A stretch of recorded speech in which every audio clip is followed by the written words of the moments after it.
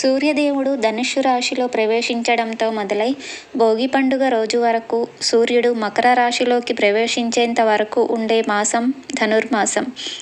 వైష్ణవ సాంప్రదాయంలో అత్యంత పవిత్రమైన మాసం ఇది. మాసమంతా వైష్ణవాలయాల్లో ప్రత్యేక పూజలు చేస్తారు. గోదాదేవి రచించిన తిరుప్పావైని ఈ మాసం రోజులు పఠిస్తారు.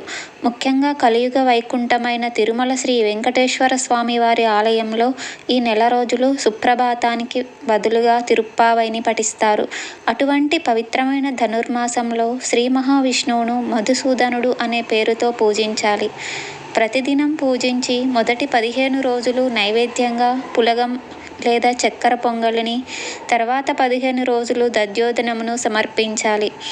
ధనుర్మాసం మొత్తం ఇంటి ముందు ఆవు పేడను కలిపిన నీటిని చల్లి బియ్యం పిండితో అందమైన ముగ్గులు పెట్టి ముగ్గుల మధ్యలో ఆవు పేడతో చేసి పసుపు కుంకుమలు వివిధ పూలను అలంకరించిన గొబ్బిళ్లను ఉంచాలి. ఈ విధంగా చేయడం వల్ల కన్యకు మంచి భర్త లభిస్తాడు, సౌభాగ్యం కలకాలం వర్ధిల్లుతుంది అని నమ్మకం. ధనుర్మాస వ్రతం. ప్రత్యక్ష భగవానుడైన శ్రీ సూర్యభగవానుడు మేషరాశి మొదలు 12 రాశుల్లో సంచరిస్తుంటాడు. ద్వాదశాత్ముడైన ఆదిత్యుడు తన దివ్యయాత్రలో ధనస్సు రాశిలోకి ప్రవేశిస్తూనే ధనుర్మాసం ప్రారంభమై సూర్యుడు మకర రాశిలోనికి ప్రవేశించేంత వరకు, అంటే మకర సంక్రాంతి పర్వదినం ముందు రోజు భోగి వరకు ఉంటుంది. ఈ నెల రోజుల పాటు ధనుర్మాస వ్రతం ఆచరించాలి. ధనుర్మాసం గురించి మొదట బ్రహ్మదేవుడు స్వయంగా నారద మహర్షికి వివరించినట్లు పురాణ కథనం. ధనుర్మాస వ్రత ప్రస్తావన మహత్యాలు బ్రహ్మాండ, భాగవత, ఆదిత్య పురాణాల్లో, నారాయణ సంహితలో కనిపిస్తుంది.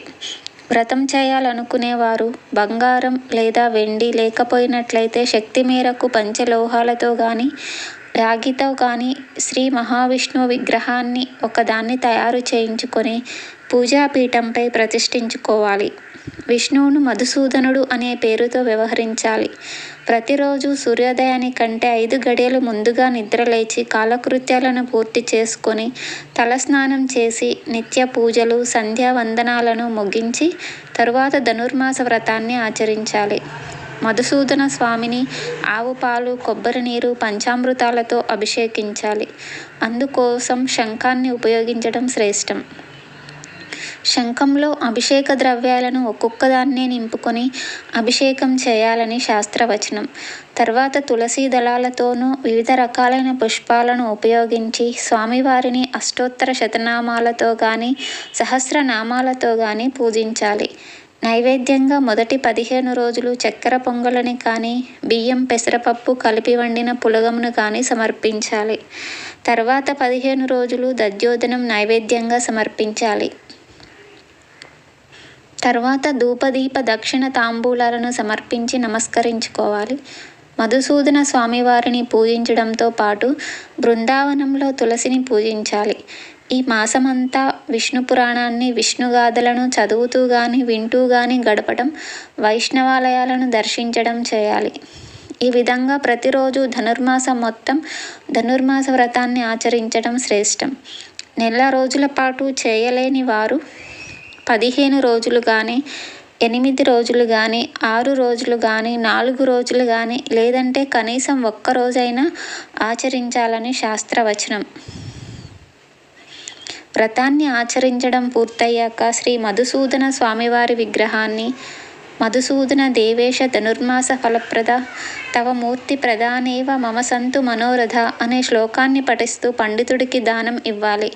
పండితుడు దానాన్ని స్వీకరిస్తూ ఇందిరా ప్రతిగృహ్ణాతు అని పండితుడు ఇచ్చే ఆశీర్వచనాన్ని స్వీకరించడం వల్ల సకల కోరికలు సిద్ధిస్తాయని చెప్పబడుతుంది. ఈ విధంగా ధనుర్మాస వ్రతాన్ని ఆచరించడం వలన కోరిన కోరికలు తీరడంతో పాటు ఇహలోకంలో సౌఖ్యం, పరంలో మోక్షం సిద్ధిస్తుందనేది పురాణ కథనం. ధనుర్మాస వ్రతాన్ని 1 రోజు ఆచరించడం వల్ల 1000 సంవత్సరాల పాటు నిత్యం వివిధ దేవతలను ఆరాధించినంత ఫలితం లభిస్తుందనేది పండితుల అభిప్రాయం.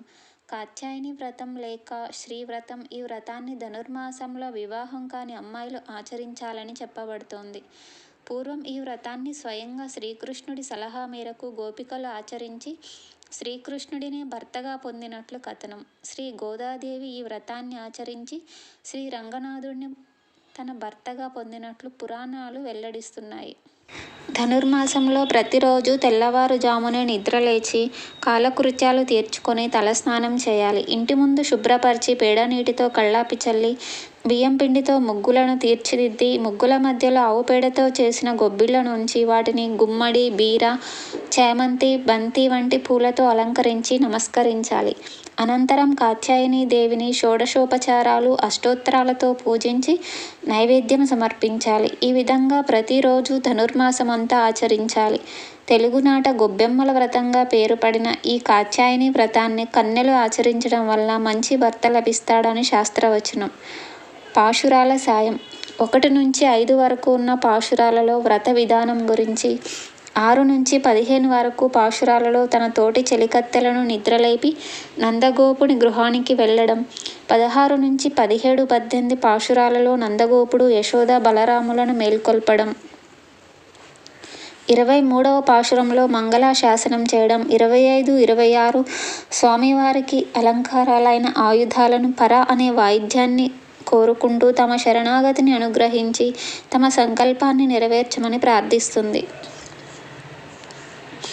27వ పాశురంలో పరమాత్మకు జీవాత్మకు గల సంబంధాన్ని కూడారై ప్రసాదంతో పోల్చి వివరించి 30వ పాశురం ఫలశ్రుతితో భగవంతునికి మనకు గల సంబంధం తెలిస్తే కోరికలను మనం కోరవలసిన పని లేదని, స్వతంత్రించి భగవంతుణ్ణి అడిగి పొందవచ్చని తెలియచేసింది గోదాదేవి.